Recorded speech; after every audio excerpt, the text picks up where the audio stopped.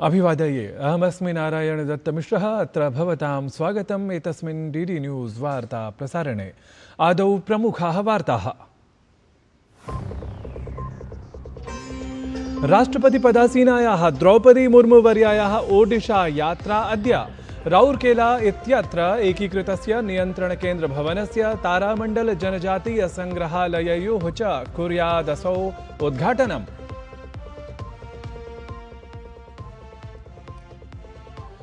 तमिलनाडुराज्ये एकस्य चरणस्य अथ पश्चिमबङ्गालराज्ये प्रथमचरणस्य निर्वाचनार्थम् अद्य सम्पन्नतामेति निर्वाचनप्रचारः। पश्चिमबङ्गालराज्ये अमितशाह ममता बनर्जी इत्येतयोः जनसभाः, तमिलनाडुराज्ये तावत् सर्वाणि दलानि प्रचाराभियानेषु सन्ति संलग्नानि। रक्षामन्त्री राजनाथ सिंहः अद्य प्रभृति दिनत्रयस्य भवेत् जर्मनी देशस्य यात्रायाम्। तत्र रणनीतिकरक्षासहयोगादिविषयेषु भवेत् चर्चापरा प्रबलता।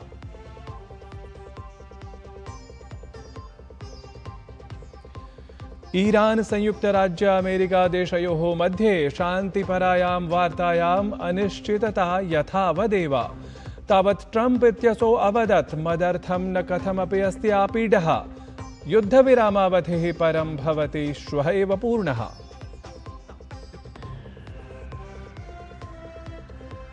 ISSF junior shooting world cup इत्येतस्यां प्रतियोगितायां भारतीयलक्ष्यवेधकाः कुर्युः स्वीयाभियानसमारम्भम्। 71 संख्याकाः क्रीडकाः भवेयुः अत्र सम्मिलिताः। अद्य स्वर्णपदकद्वयाय अपि स्यात् स्पर्धा।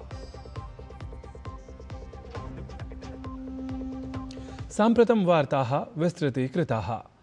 राष्ट्रपतिपदासीना द्रौपदी मुर्मुवर्या अद्य ओडिशा राज्यस्य यात्रां कुर्यात्। स्वयात्राकाले राष्ट्रपतिवर्या राउरकेला इत्यत्र सार्वजनिकसमारोहे तारामण्डलस्य विज्ञानकेन्द्रस्य अथ निर्मलमुण्डा इत्याख्यस्य परिवेशपथस्य उद्घाटनं कुर्यात्। ततः परमसौ राउरकेला इत्यस्मिन्नेव स्थले जनजातीयसङ्ग्रहालयस्य अथ एकीकृतस्य नियन्त्रणकेन्द्रस्य अपि उद्घाटनं कुर्यात्। भारत दक्षिण कोरिया इत्येतयोः देशयोः मध्ये नवदिल्ल्यां हैदराबाद हाउस इत्यत्र प्रतिनिधिमण्डलस्तरीयः संवादः सञ्जातः, यत्र भारतीय प्रतिनिधिमण्डलस्य नेतृत्वं प्रधानमन्त्री नरेन्द्र मोदी अथ दक्षिण कोरिया देशस्य प्रतिनिधिमण्डलस्य नेतृत्वं तद्देशस्य राष्ट्रपतिः ली जे म्यूङ्ग इत्यसौ विहितवन्तौ। तावत् उभयोः देशयोः मध्ये द्विपक्षस्तरीयसम्बन्धगते समङ्कितप्रगतिविषये सविस्तरं चर्चा अथ समीक्षा अपि जाता। एतेन साकमेव उभयोः देशयोः मध्ये सम्भाव्यमानान् विषयान् चालक्ष्य अपि विमर्शः जातः। प्रधानमन्त्री नरेन्द्र मोदी अथ दक्षिण कोरिया देशस्य राष्ट्रपतिः ली जे म्यूङ्ग इत्यसौ बिजनेस लीडर्स डायलॉग इत्याख्ये वाणिज्यिकनेतॄणां संवादपरे सम्मेलने भागं गृहीतवन्तौ। नवदिल्ल्यां समनुष्ठिते तस्मिन् सम्मेलने उभयोः देशयोः शीर्षसमवायानां मुख्यकार्यपालकाधिकारिणः अपि सम्मिलिताः अभवन्। भारतस्य उपराष्ट्रपतिः CP राधाकृष्णन् इत्यसौ ह्यः सम्पन्ने श्रीलङ्कादेशप्रवासस्य अन्तिमे दिने श्रीलङ्कादेशस्य नुवारा एलिया इत्यत्र भारतीय आवासपरियोजनान्तर्गतनिर्मितानि गृहाणि अवलोकितवान् अथ लाभार्थिभिः साकं मेलनं च विहितवान्। एतस्मिन् क्रमे उपराष्ट्रपतिः अभिव्यक्तवान् यत् श्रीलङ्कादेशे निवसतः तमिलसमुदायस्य कल्याणं प्रति भारतस्य गहनप्रतिबद्धता अस्ति अथ एतदर्थं भारतप्रशासनं सततं तेषां विकासार्थम् अपेक्षितं कार्यमपि सम्पादयदस्ति इति। उपराष्ट्रपतिवर्यः तावत् तत्र मन्दिराणां जीर्णोद्धारार्थं प्रधानमन्त्रिणा नरेन्द्र मोदिना घोषितां सहायताम् अपि सविशेषं ज्ञापितवान्। वस्तुतः पदक्षेपः एषः उभयोः देशयोः पारस्परिकं रिक्थं प्रति उदात्तभावं निदर्शयति। इतः पूर्वं कोलम्बो नगरे उपराष्ट्रपतिः श्रीलङ्कादेशस्य नवनिर्वाचितं राष्ट्रपतिम् अनुराकुमारा दिसानायके इत्येतम् अथ प्रधानमन्त्रिपदासीनां हरिणी अमरसूर्या इत्येतां च सम्मिलितवान्। तावत् तत्र समनुष्ठितेषु समुपवेशनेषु वाणिज्यशिक्षादिविषयेषु भृशं चर्चा जाता इति अवधेयास्पदम्। तमिलनाडुराज्ये एकस्य चरणस्य अथ पश्चिमबङ्गालराज्ये प्रथमचरणस्य निर्वाचनार्थम् अद्य तावत् निर्वाचनप्रचारः सम्पन्नतामिति। पश्चिमबङ्गालराज्ये अमितशाह ममता बनर्जी इत्येतयोः जनसभाः भवेयुः। तत्र तमिलनाडुराज्ये अपि सर्वाणि दलानि प्रचाराभियानेषु विशेषतः संलग्नानि दृश्यमानानि सन्ति। रक्षामन्त्री राजनाथसिंहः अद्य प्रभृति दिनत्रयस्य जर्मनी देशस्य यात्रायां भवेत्। तत्र असौ रणनीतिकरक्षासहयोगादिविषयेषु विशेषतः चर्चां कुर्यात् इति सबलं समाकल्यमानम्। संस्कृतं न प्राचीनतमा एव भाषा प्रत्युत अस्माकं सांस्कृतिकचेतनायाः मूलाधारः अपि। एतां च संस्कृतभाषां पुनरपि प्रतिजनव्यवहारभाषात्वेन प्रतिष्ठापयितुं यः दृढसङ्कल्पः दीर्घकालात् यया संस्थया धार्यते तस्यै संस्थायै नाम संस्कृतभारत्यै ह्यः महत्त्वपूर्णः ऐतिहासिकः च पदक्षेपः समङ्कितः जातः। वस्तुतः संस्कृतस्य प्रचारप्रसारार्थं निरन्तरं समर्पितया संस्कृतभारती इत्याख्यया संस्थया ह्यः नवदिल्ल्यां स्वीयाधिकारिकभवनस्य प्रणव इत्याख्यस्य संविधानम् उद्घाटनं विहितम्। एतद्धि भवनं न केवलः निर्माण विशेषः अपितु संस्कृतस्य पुनर्जागरणपरः इतोपि उत्साहयुतः प्रतीकविशेषः सिद्धेत्। तावत् प्रणवाख्यभवनस्य उद्घाटनं विधातुं राष्ट्रीय स्वयंसेवक संघप्रमुखः डॉक्टर मोहन भागवतः ह्यः नवदिल्ल्याम् उपस्थितः आसीत्। तेन समुद्घाटनं प्रेरणादायकेन उद्बोधनेन संस्कृतभारती संस्थायाः कार्यस्य महत्त्वं विस्तरेण समुपस्थापितम्। यह है संस्कृत भारती का, उसका कार्यालय प्रणव नाम से अक्षय तृतीया के दिन उद्घाटित होना, ये अपने आप में हमको एक संदेश दे रहा है कि ये कार्य है वो एक सत्य संकल्प है, और सत्य संकल्प होने के नाते ये बढ़ते बढ़ते बढ़ते अपनी पूर्णता की ओर ही जाएगा, इसका कभी क्षय नहीं है। और इसलिए हमारे उत्साह को ये कार्यक्रम द्विगुणित करता है। राष्ट्रीय स्वयंसेवक संघ प्रमुखः डॉक्टर मोहन भागवतः संस्कृतं तदन्तर्वर्ति ज्ञानपरम्परां प्रशंस्य भाषायाः एतस्याः विशिष्टां भारतप्राणस्वरूपताम् अपि निरूपितवान्। संस्कृत एक भाषा है, लेकिन केवल भाषा नहीं है। भारतवर्ष में संस्कृत भारत का प्राण है, क्योंकि सबसे प्राचीन आज भी अस्तित्व में रहने वाली जो परंपरा है विचारों की, जीवन की, संस्कृति की, वो भारत है। और उसका सारा ज्ञान निधि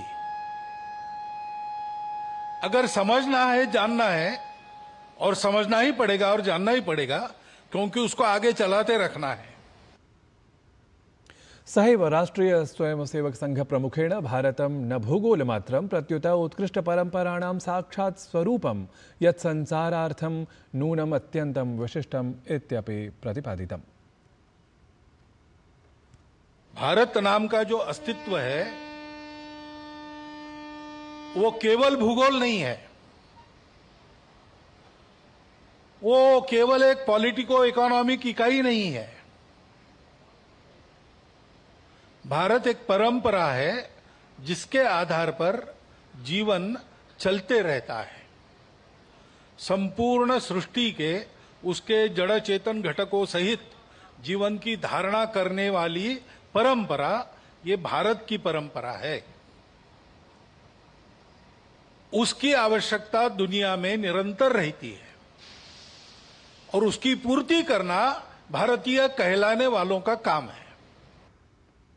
अक्षय तृतीयायाः पावने अवसरे संस्कृतभारत्याः प्रणवाख्यस्य नूतनस्य केन्द्रीयकार्यालयभवनस्य भव्यतया उद्घाटनं जातम्। उद्घाटनसमारोहे मोहन भागवतं समेत्य अनेक गण्यमान्यजनाः अपि उपस्थिताः आसन्। तावत् यत्र प्रधानमन्त्रिणः सन्देशः अपि विशेषतः प्रसारितः जातः। तत्र समुपस्थितः लोकसभा सांसदः अनुराग सिंह ठाकुरः संस्कृतभारत्याः कार्यस्य प्रशंसां विधाय उक्तवान् यद् एषा हि संस्था भारतीयज्ञानपरम्परायाः संरक्षणे संवर्धने च महत्त्वपूर्णं योगं प्रयच्छति। तेन सहैव उक्तं यत् संस्कृतभाषा केवलं भाषा नहि प्रत्युत भारतीयसंस्कृतेः ज्ञानस्य च मूलाधारः अस्ति इति। शानदार कार्यालय का आज उद्घाटन हुआ माननीय सरसंघ चालक जी के करकमलों से। माननीय प्रधानमंत्री जी का भी संदेश इसमें मिला। मुझे पूर्ण विश्वास है संस्कृत भारती अपने इस कार्य को देश के हर गांव तक पहुंचाने का काम करेगी। आज टेक्नोलॉजी का उपयोग करके हम देश की उस भाषा को, जिसका स्थानीय भाषाओं में भी हर भाषा में कहीं ना कहीं 30 से 40% तक देखने को मिलता है, और संस्कृत जिसको आती है मुझे लगता है उसको बहुत कुछ और समझने का भी अवसर मिलता है, चाहे वो भारतीय ग्रंथ हो या भारतीय अन्य भाषाएं हों। इसलिए संस्कृत भारती को बहुत बहुत बधाई, शुभकामनाएं।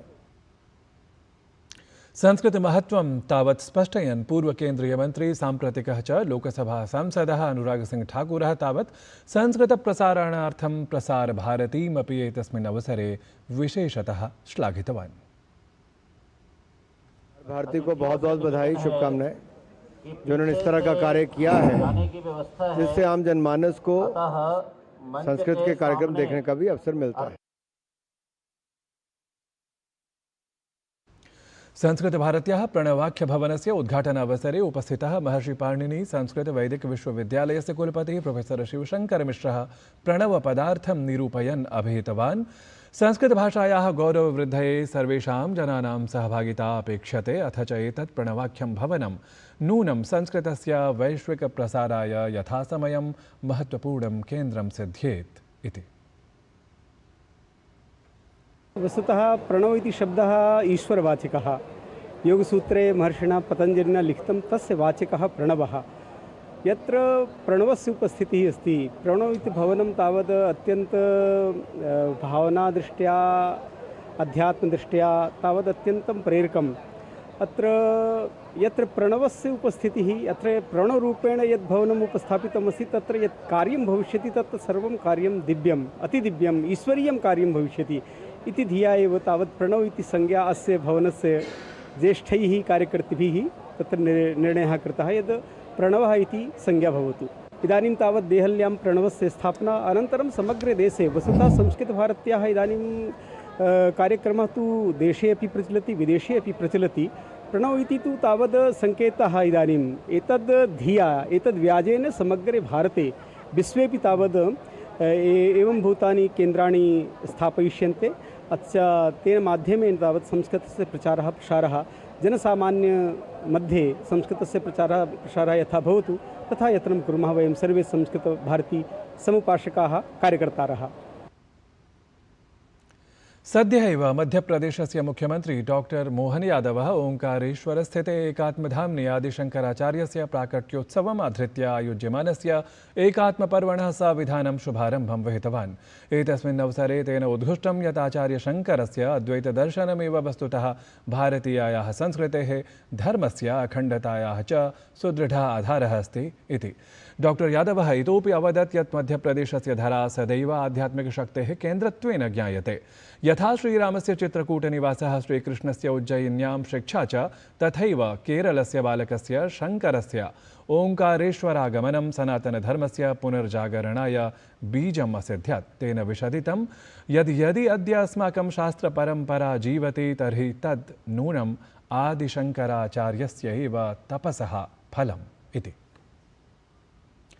ISSF junior shooting world cup इत्येतस्यां हि प्रतियोगितायां भारतीयलक्ष्यवेधकाः स्वीयाभियानसमारम्भम् अद्य कुर्युः।